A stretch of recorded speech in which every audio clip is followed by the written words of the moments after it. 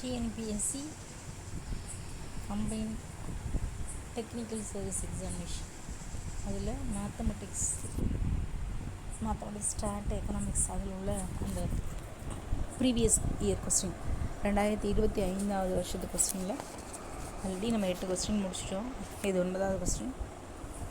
என்ன கொடுத்துருக்காங்க அப்படின்னா, இந்த matrix A equal to -3 -1 1 2 satisfies the equation அப்படின்னு கொடுத்துருக்காங்க. இதுக்கு வந்து 2 மெத்தட் இருக்குது. ஒன்று என்ன பண்ணலாம் அப்படின்னா, நம்ம A² கண்டுபிடிக்கணும், A கண்டுபிடிக்கணும், அடுத்து 5i கண்டுபிடிக்கணும். இதில் எங்கே ப்ளஸ் மைனஸ் போட்டோம்னா 0 வருது அப்படின்னு பார்த்து ஒரு ஸ்டெப் போடணும். ஆனால் இதில் நம்ம என்ன பண்ண போகிறோம் அப்படின்னா, கேரக்டரிஸ்டிக்ஸ் ஈக்குவேஷன் வச்சு பண்ண போகிறோம். ஃபஸ்ட்டு என்ன செய்யலாம்னா, ஹேலே-ஹாமில்டன் தியரம் அப்படிங்கிறது மேட்ரிக்ஸில் ஒன்று இருக்குது. அதை பேஸ் பண்ணி இதில் என்ன பண்ண போகிறோம் அப்படின்னா, ஃபஸ்ட்டு வந்து ஒரு கேரக்டரிஸ்டிக் பாலினாமியல் கண்டுபிடிக்க போகிறோம். இது வந்து 2x2 மேட்ரிக்ஸு.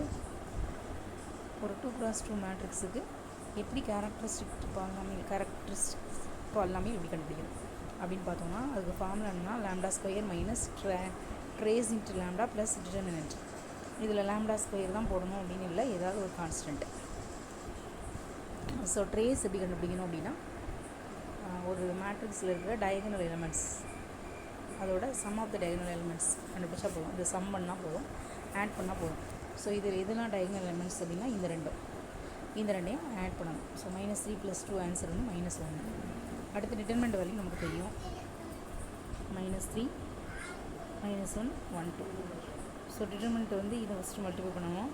அடுத்து ஒரு மைனஸ், இந்த ரெண்டு மைனஸ்னால் +1 ஆயிரும். தென் -5. இது டிட்டர்மினன்ட் வேல்யூ. ஸோ டிட்டர்மினன்ட் கிடச்சிருச்சு, ட்ரேஸ் கிடச்சிருச்சு. நமக்கு கேரக்டரிஸ்டிக் பாலினாமியல் எழுதணும். அது எப்படி எழுதணும்னா, ஃபார்முலா சப்ஸ்டிட்யூட் பண்ணணும். λ² போட்டாச்சு, மைனஸ் ட்ரேஸ் வேல்யூ போட்டோம், இன்ட்டு லாம்டா போட்டாச்சு, -5 = 0. ஸோ இது அப்படியே வந்து ஹேலே-ஹாமில்டன் தியரம் படி நம்ம என்ன செஞ்சுருவோம்னா, இந்த ஈக்குவேஷனை ஒரு மேட்ரிக்ஸ் வந்து என்ன செய்யும் அப்படின்னா, சாட்டிஸ்ஃபை பண்ணும். ஒரு மேட்ரிக்ஸு அதோட ஓன் கேரக்டரிஸ்டிக் ஈக்குவேஷனை சாட்டிஸ்ஃபை பண்ணும். ஸோ இதை வந்து அப்படியே ஈக்குவேஷன் ஃபார்மேட்டுக்கு நம்ம மேட்ரிக்ஸ் போட்டு எழுதிட்டா போதும்.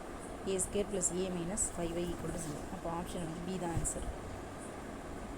அடுத்து 10th கொஸ்டின் என்ன அப்படின்னா, இன் a skew Hermitian matrix the diagonal elements are dash.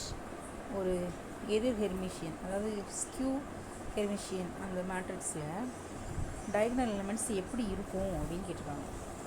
So அதுக்கு வந்து இது நம்ம வந்து ஒரு ஸ்டாண்டர்ட் ரிசல்ட்டாக கூட வச்சுக்கலாம், பியூர்லி இமேஜினரி அது 0 அப்படி வச்சுக்கலாம்.